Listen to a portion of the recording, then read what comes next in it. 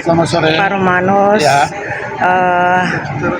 Hari ini mungkin bisa menceritakan kehadiran Bapak di Jakarta untuk dalam langkah persiapan apa saja? Baik. Saya didampingi oleh kakak terkasih saya, Albert Muyak, ya, yang pada kesempatan ini kami sedang berada di Jakarta. Tujuan kami ke Jakarta selain urusan dinas sebagai Bupati Merauke, tapi juga dalam rangka ikut pencalonan Gubernur Provinsi Papua Selatan untuk pemilu kada nanti pada tanggal 27 November 2024. Pemilu serentak seluruh Indonesia. Nah, hari ini puji Tuhan Yesus kami diberi kepercayaan oleh Bapak Ketua Umum Surya Paloh bersama seluruh jajaran Pak Sekjen Nasdem, Partai Nasdem, dan seluruh jajaran Nasdem baik di pusat maupun di Provinsi Papua Selatan dan kabupaten-kabupaten yang ada di Provinsi Papua Selatan. Kami diberi ke satu KWK atau SK untuk besok bisa digunakan dalam rangka pendaftaran di KPU. Resmi diberikan langsung tadi, dan ini pertanda bahwa saya positif bersama dengan Kakak Albert akan maju sebagai calon Gubernur Provinsi Papua Selatan dan calon Wakil Gubernur Provinsi Papua Selatan. Nah, kita di Nasdem, saya adalah Ketua DPW Nasdem. Kami termasuk pemenang pemilu dengan jumlah kursi di Provinsi Papua Selatan kurang lebih sekitar 6 kursi, dan tinggal 1 kursi lagi pemenuhan syarat sesuai PKPU untuk kami bisa mendaftar nanti juga tanggal 27 Agustus di KPU Provinsi Papua Selatan di Merauke. Seperti itu. Jadi kami di Jakarta masih komunikasi lagi dengan beberapa partai yang pada kesempatan ke depan, termasuk SK untuk pemenuhan pendaftaran nanti sesuai PKPU. Oke. Begitu. Pak, kalau kita melihat Bapak sudah menjalankan kepemimpinan Bapak di Papua Selatan, sudah tentu masyarakat sudah akan merasakan program-program dan seorang pemimpin, yaitu Pak Romanus sendiri. Bapak bagaimana dengan masyarakat di sana melihat selama ini kepemimpinan Bapak? Karena ya kita melihat lagi kembali pada figurnya. Nah, bagaimana Bapak melihat masyarakat yang selama ini Bapak melayani? Apakah mereka sangat-sangat terbuka dengan Bapak dan mereka senang? Apakah bagaimana? Seluruh masyarakat Provinsi Papua Selatan di Kabupaten Merauke, karena di Kabupaten Merauke itu tinggal semua orang dari Papua Selatan, baik dari Mapi, Asmat, Boven, semuanya tinggal di Kabupaten Merauke. Dan masyarakat sangat mengenal saya. Ada kelebihan dan kekurangan selama kepemimpinan, karena pemimpin itu tidak sempurna. Kalau ada yang kurang, saya juga minta maaf. Tapi kalau ada yang lebih, itu wajar kami lakukan, karena itu tuntunan Tuhan, seperti itu. Dan saya pikir kami sudah melakukan yang terbaik untuk Merauke. Saat periode pertama saya berusaha fokus waktu itu, saya kirim anak-anak ke seluruh dunia untuk sekolah. Tujuan saya saat itu, bahwa suatu ketika Provinsi Papua Selatan jadi, anak-anak kita sudah siap. Dan rata-rata hari ini yang bawa pesawat, yang dokter, itu hasil yang saya kirim untuk sekolah. Seperti itu. Nah, pada periode kedua juga saya coba fokus masih tetap dengan pendidikan. Pendidikan, tapi juga pangan menjadi persoalan yang sangat penting. Karena setelah saya lihat Papua Selatan secara keseluruhan dan khusus Merauke, kami tidak punya mining, tidak punya tambang. Tapi Tuhan kasih kita pangan luar biasa. Nah, salah satu yang harus menjadi sumber income per kapita semua keluarga di Papua Selatan, bagaimana kita kelola pangan dengan baik. Sehingga memang saya fokus untuk Merauke, sukses pangan harus menjadi utama. Sebuah orang Merauke di depan, boleh bekerja apa saja, perut tidak kosong, makanan cukup, seperti itu. Nah, untuk pangan, akhir-akhir ini di Merauke, kami coba dorong dengan teknologi. Karena tenaga kerja kita terbatas untuk kerja di bidang pertanian dalam arti luas, maupun perikanan, sehingga mau tidak mau harus ada campur tangan dengan teknologi. Itu yang coba kami kembangkan ke depan.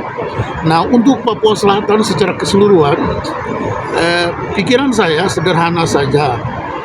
Orang Papua, orang asli Papua di Papua Selatan harus menjadi tuan di negeri sendiri, harus bisa maju. Dengan pengalaman saya jadi bupati 2 periode, saya mau orang asli Papua di Papua Selatan besok harus, kalau boleh, setiap kakak anaknya harus sekolah, wajib. Pemerintah harus intervensi. Cari di kampung, kasih tugas kepala kampung, kepala distrik, hitung jumlah kakak di setiap kampung orang asli Papua yang di sana, dia anak wajib sekolah. Dan pemerintah yang harus membuat hal itu agar semua anak asli orang Papua di Papua Selatan wajib sekolah. Kalau bisa kita antar sampai S1, D3 atau bahkan sampai S2, ya puji Tuhan Yesus, itu puji Tuhan. Tapi kita akan upayakan seperti itu. Itu wajib. Lalu yang berarti orang Papua harus sehat. Orang Papua Selatan harus sehat. Lapar. Itu harus kita upayakan semua orang yang ada di Papua Selatan tidak boleh lapar. Yang berikutnya, kita damai. Itulah kelebihan orang di Papua Selatan. Orang di Asmat, di Mapi, orang di Boven, orang di Merauke, hidup dengan saudara lain yang dari mana saja datang, hidup damai, hidup aman. Dan itu menjadi pokok bagi orang kita di selatan Papua, sehingga seluruh giat pembangunan bisa berjalan. Karena kalau damai, rukun, semua pasti bisa lakukan pembangunan apa saja. Dan itu menjadi pokok penting untuk kita, sehingga merah putih tetap berkibar di selatan Papua sebagai teras timur Nusantara. Beberapa tahun lalu, khususnya periode pertama, saya coba lahirkan konsep Germani waktu itu, gerakan makan ikan orang Merauke. Ya, itu konsep saya dulu, sehingga mungkin sekarang anak-anak Merauke yang jago-jago makan ikan sekarang sangat cerdas sekali.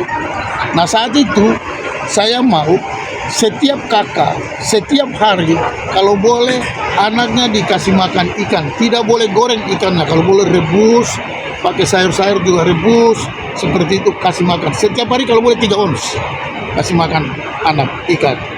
Dan kalau boleh ibu-ibu yang hamil itu harus betul-betul makan sayur-sayur yang tidak berminyak, makanan yang tidak berminyak. Nah, sekarang dengan pangan modern, kita kebetulan ada beras sekarang yang kita kembangkan khusus untuk stunting. Ini sementara lagi dikembangkan dengan didukung oleh Bapak Presiden terpilih Bapak Prabowo, lagi didorong Bapak Mentan, ini lagi dorong Menteri Pertanian Pak Amran, itu kita dorong besar-besaran sekarang dengan optal 40.000 yang kemudian akan dilanjutkan khusus untuk 63.000 tambahan 20.000, lalu dilanjutkan untuk 1,2 juta hektar nanti khusus untuk pangan.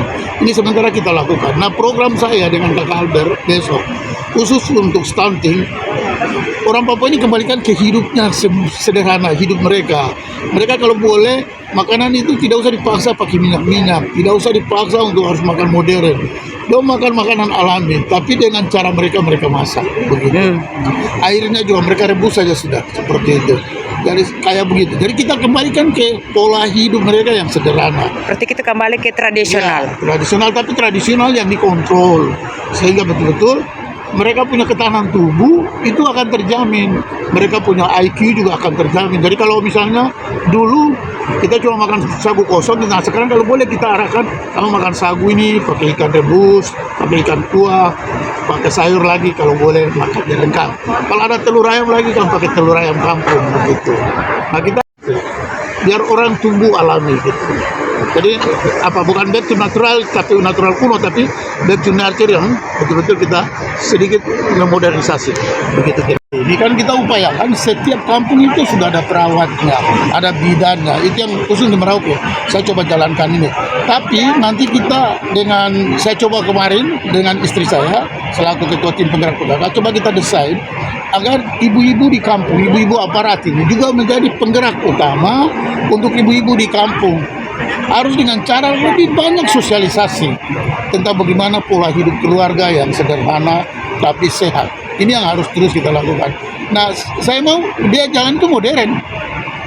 Nah, mungkin nanti juga ke depan dengan Kakak Albert, Tuhan saya yang terpilih jadi gubernur, kita bikin satu grup, libatkan kampus, libatkan teman-teman LSM, libatkan teman-teman kelompok-kelompok olahraga yang ada.